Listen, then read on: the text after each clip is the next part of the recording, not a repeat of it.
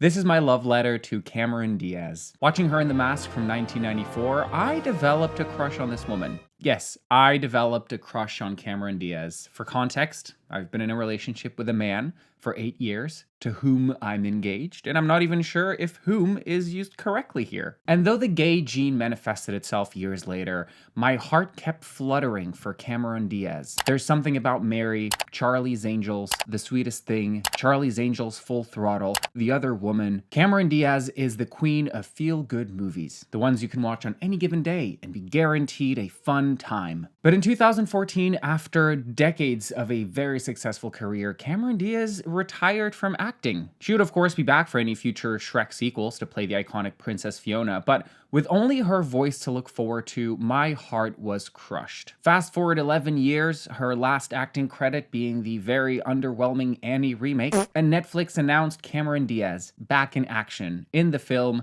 Back in Action.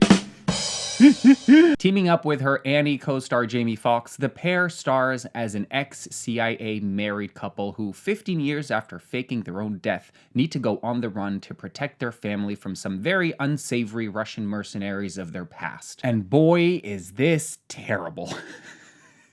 Now, if you haven't been paying attention, Netflix is graduating from the Academy of making terrible movies unwatchable, unless you're not actually watching. Stay with me. Multiple screenwriters who have collaborated with the streaming platform reveal a surprising mandate from Netflix executives.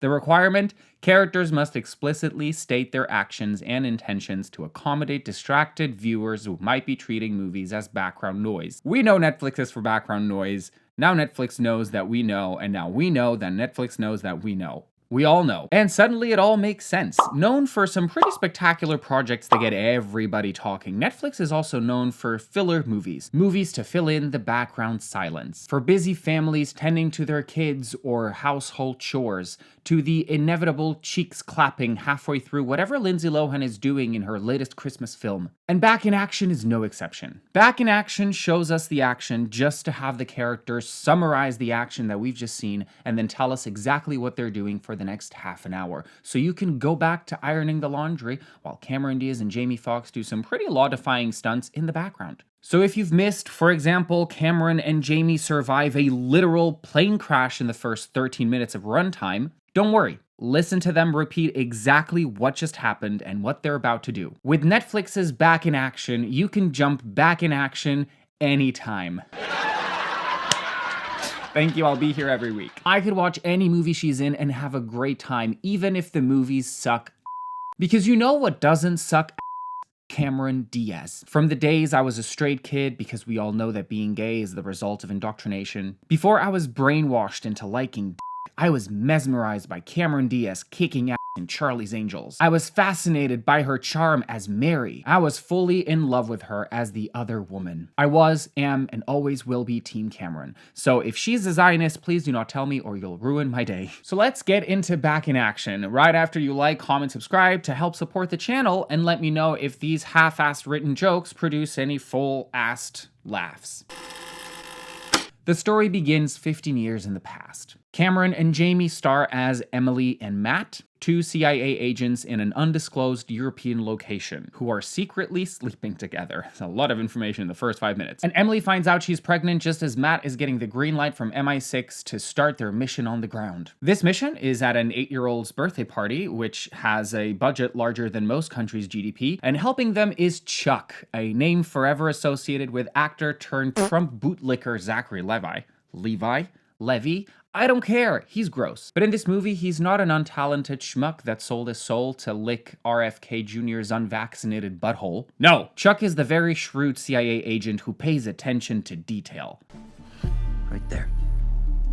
I knew it was dangerous introducing you two. You're sleeping together, aren't you? And I'm just glad they made it obvious they're sleeping together, otherwise we would never know who the baby's father is. The target is Balthazar Gore, a Russian mobster with a toupee, because nothing says badass more than a middle-aged man with a toupee and a suit, other than Aaron Taylor Johnson as a naked gay escort named Craven. This, my friends, is Czech Hunter's wet dream. And if you get that reference, thank you, you're gay. Matt and Emily break into Gore's safe using cool spy techniques to steal the ICS key, which stands for Industrial Control Systems. It can control power plants, dams, nuclear reactors. He could trigger Chernobyl with it. We get it, it's bad. They trigger an alarm and they have to fight their way out of this mansion. And honestly, all things considered, the fighting sequences aren't bad. They meet their contact at MI6, Baron, played by the great Andrew Scott. Unfortunately, his talent is wasted with an unconvincing, weird obsession with Emily. They had one date, right? They want to convince us this gay agent wants to bang Cameron Diaz so much that they force this full-grown homosexual to have a pissing contest with Matt.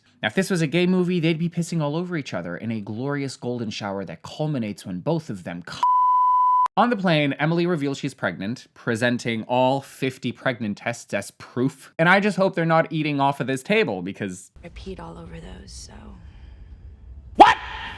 Matt is ecstatic and he wants to raise this child with Emily, so they celebrate with champagne that he'll be drinking by himself because she's pregnant now. She can't drink any alcohol. That'd be too dangerous. But fun doesn't last, and they are attacked by the bad guys that are in this plane. Yes, their cover has been blown, they've been compromised, and they have to fight their way out of this plane, and the fight quite literally crashes this commercial airplane into the snowy mountains of somewhere in Europe. And after unbelievably surviving this, thanks to Emily's very strong thighs, they recap everything that just happened, how they lost the key that they stole, how she's pregnant, and how their cover is compromised and the Russians are going to come after them, and how they're going to fake their own deaths and raise this child somewhere safe. It's one of those expository dialogues that Netflix loves just in case you fell asleep in the first 13 minutes of the film, and I appreciate the attention to detail. Thank you, Netflix. We just leave behind everything we've worked for, our careers, our lives, everything we've ever known? That's correct. 15 years later, Matt and Emily are domesticated. They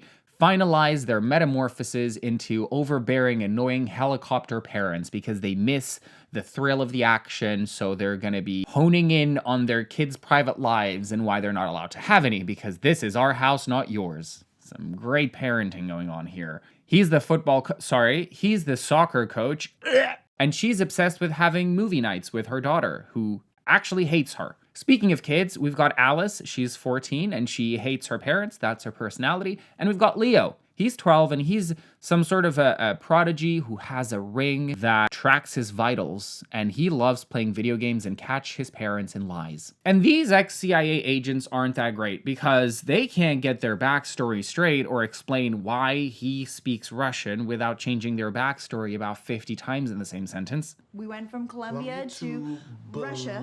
Okay. I Belize is next to Colombia. Yeah, exactly. And you're telling me that these are the super duper agents that were meant to steal a very important key that can control important infrastructure, and they can't even lie to their prepubescent children on their way to school? Amidst some pretty subtle product placement, it's revealed that Emily's relationship with her daughter is in fact very fractured. Like I said, Emily just wants a movie night with her daughter, whereas her daughter just wants to sneak into nightclubs. She is literally 14. This is, of course, the movie's emotional drive, you know, mother-daughter relationships, fractured, the rift that drives them apart, and the conclusion that brings them back together. Because that's the reality of motherhood. Loving your mom, hating your mom, back to loving your mom. But just in case it wasn't obvious that Alice hates her mom. Monday is really open for me.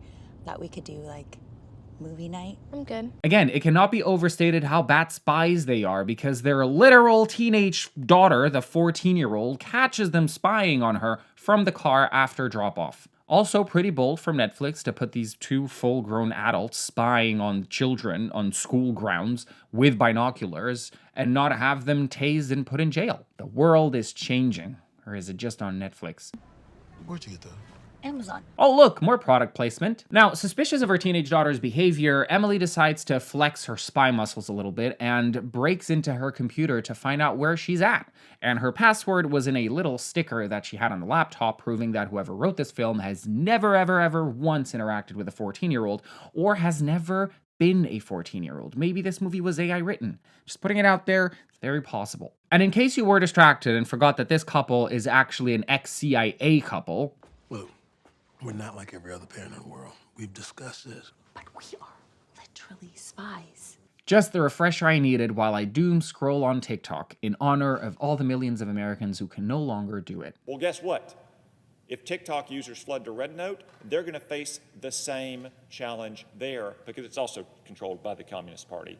I've been on the Intelligence Committee for 10 years. I chair it now. I've heard the testimony of senior leaders that TikTok poses a grave threat to our national security and our people's well-being. But also know this. Third, you don't need intelligence because it's not just another app. It's not Instagram or Facebook or X or anything else. It is a Chinese communist spy app.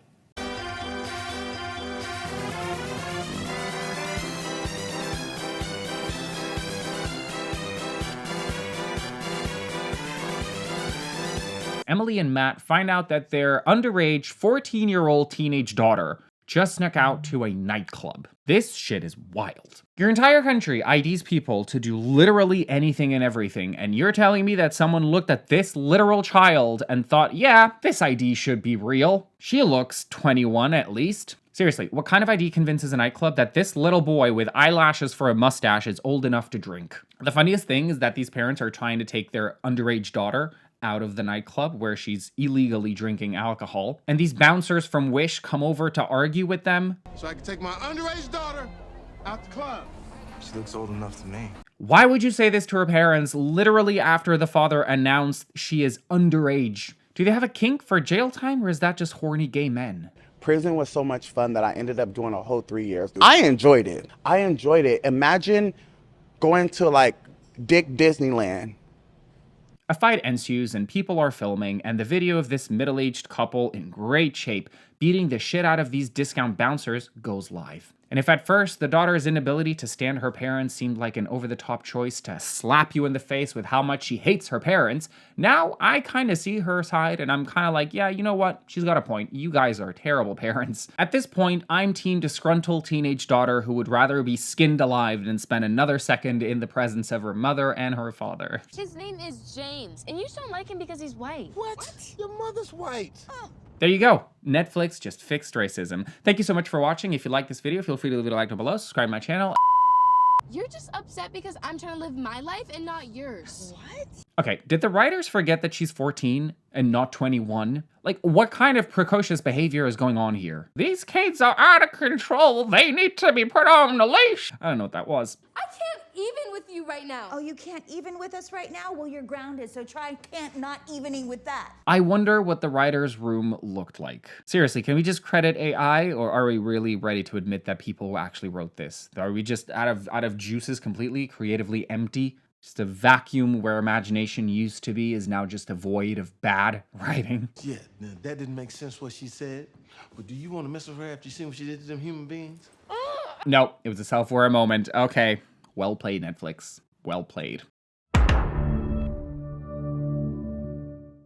And just as they've gotten the taste for dangerous stunts and intricately choreographed fighting sequences, Chuck pays them a visit. He found them because of the video of them fighting that was online, and he tells them that if a low-level loser like him can find them this quickly, then so can the Russian mobster with a toupee. Especially because they never found that super-duper important key that they stole and that they lost during that plane crash right after she found out that she was pregnant and told him, and he agreed to raise the baby right after they stole that key because they're CIA agents that retired, that faked their death to raise their daughter. See, this is what feels like to watch this movie every 5 minutes. They remind you of everything. But no time to waste because, oh no! Chuck is killed by some mysterious shooters, forcing these retired CIA operatives who faked their own death to escape from danger. Plot twist. Matt actually took the key all those years ago. He just didn't want it to fall on the wrong hands, so he hid it from his wife. Somehow, Netflix manages to infuse this car chase scene with more expository dialogue, where Matt explains that he hid the key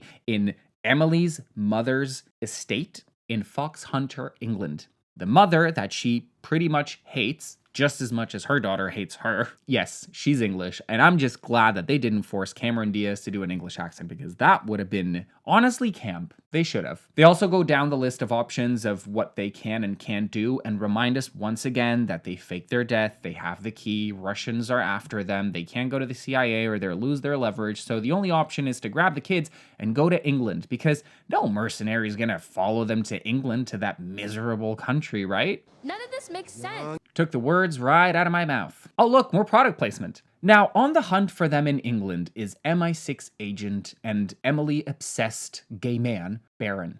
No need to editorialize. Officer, thank you. Gay. And after cruelly taking the kids' phones and forcing them to have a conversation with each other, they sing along to Push It by Salt and Pepper, so that you can get these nostalgic, positive feelings and forget how nonsensical the fucking plot actually is. They stop at a gas station where English people are gross, overweight, and eat blood pudding, as opposed to civilized Americans who don't have TikTok and use schools as shooting ranges to practice for real-life terrorism, shooting CEOs who profit off of the lives of millions of Americans. But no time to roast the US of A because, oh no, here come the evil Russians, time to see mother and father kick more ass. See, this doesn't look right, but at least the toupee is gone. We won, guys.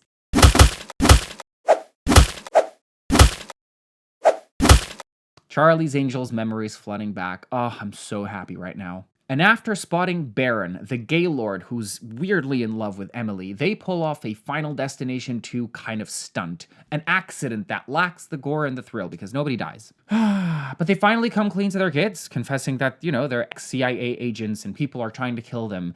Now it all makes sense how they were able to break into their daughter's computer. They're super spies who couldn't spy on her with binoculars. But all Leo cares about is his dad's ability to beat everybody else's dad up. And I think those priorities are great. And in case you were wondering, the running theory is that Baron actually sold him out and he's working with Gore, the Russian that no longer has a toupee. But that, my friends and family, is a red herring. Baron is in fact clean as a whistle. He's just weirdly obsessed with Cameron Diaz, which honestly is gay behavior. She can't be that far away. They get to Emily's mother's estate, Ginny, played by the one, the only, Glenn Close. She went from a southern black lady to an English white ex-CIA agent, and that, ladies and gentlemen, is range. Fuck you, bitch. I can smell your nappy pussy. And just so there's no shadow of a doubt on her nationality, No, I'm British. We don't hug. because that's international knowledge, English people don't hug. Yeah, that's it. And just so we're clear on where these two stand, Ah, that pious self-righteousness. She was always destined to be American. Still talking about me as if I'm not here. fractured relationships. Also, she's dating the guy that had the fucked up teeth in Fleabag because they need a comedy relief and we're in England, so let's get an English actor who's kind of weird and creepy and... Would you like to call me Grandad? What?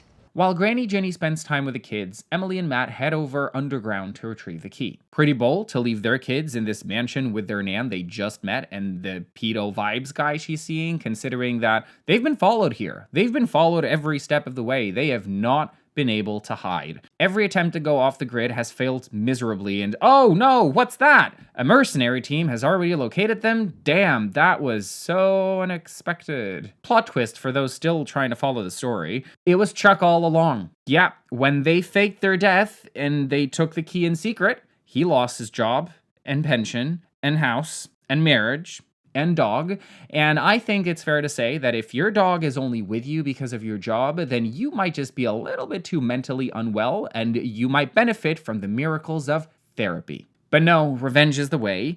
Luckily, Granny Ginny, let's call her Granny, cuts herself loose and saves the day with hidden guns. Well, part of the day, because the kids still get kidnapped and Chuck now has the key, and he promises to return the children safe and sound after he, I guess, sells the key. Oh no, they're gone. But don't worry, because the parents who couldn't spy on their 14-year-old daughter after school drop-off actually have supervision and are able to see the ring on their son's finger, the ring that reads his vitals, registers his location at all times. Yes, they found a way to locate their kids, and they are at the Tate Modern Museum. Chuck's plan is simple, to demonstrate the potential of the key at the Tate Museum to a small group of rich billionaires, I'm assuming, to sell it off to the highest bidder. And the key's great. It can turn off the city lights and turn them back on. It's like a big light switch. And the day I saw this film was the day that Netflix called me a fucking idiot, because apparently there's a super duper barrier on the River Thames that controls water levels and prevents the flooding of lower parts of London. Did y'all know this? I actually had to Google to make sure that this was actually a real thing, and it is, and I had no idea. Hi, I'm Eric, and I'm dumb.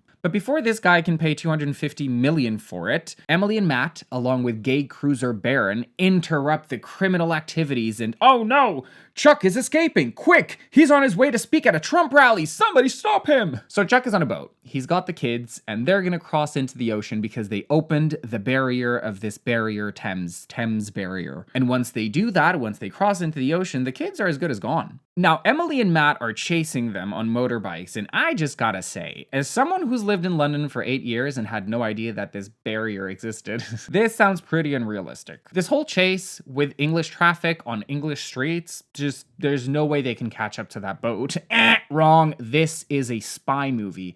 Emily and Matt can do anything they put their minds into. Now, the creepy English side character finds the lady with a key and drives the car into her van, knocking her out. Or killing her, it's not clear, nor important. And after a few attempts, he manages to successfully close the barrier of the Thames barrier. Unfortunately, this barrier is really big and it's closing very slowly. Luckily, parent duty never stops. Emily and Matt manage to steal a boat, somehow are catching up to this Chuck boat, and they jump onto the boat, they beat up the team of bouncers, they throw their kids overboard to save them, and then they jump off the boat just in time before it crashes onto the barrier with Chuck still in it, seemingly killing him. One less Trumpy, life is good sometimes. Emily and Alice reconcile, as do Emily and her mother, Granny Grinny. An emotional conclusion to an emotion-void film. A lot of character development happened in a couple of conversations that we skipped because boring. And we pick up at a later time during a soccer game because Matt is the coach and they all celebrate. The family is acting like a family and all it took was a group of Russian mercenaries and a weirdly gay MI6 agent and Glenn Close as a white woman. And our only hope is that they turn this film into a franchise. Unlikely, because Chuck's body was never recovered and they now think that he is alive. Ooh, time for a sequel. Probably not. Oh, Christ, no. What, I can't swing by and say hi to an old friend? Oh look, Baron is being creepy again. Somebody get this man out of the closet. All in all, I enjoyed it. Because despite the expository dialogue, nonsensical plot, and over-the-top law-defying stunts that absolutely make no sense, it has Cameron Diaz. And I couldn't be happier to see her back on the big screen. Or is Netflix still small screen? Anyway, that's it for today. Thank you so much for tuning in. If you like this video, make sure to like, comment, subscribe, help the channel, help support the channel. Also follow me on my socials, Eric Silverstein on Instagram and StutterBox on Bluesky and TikTok. And until next time, stay safe, stay sane, stay stupid, stay stuttering. Bye guys.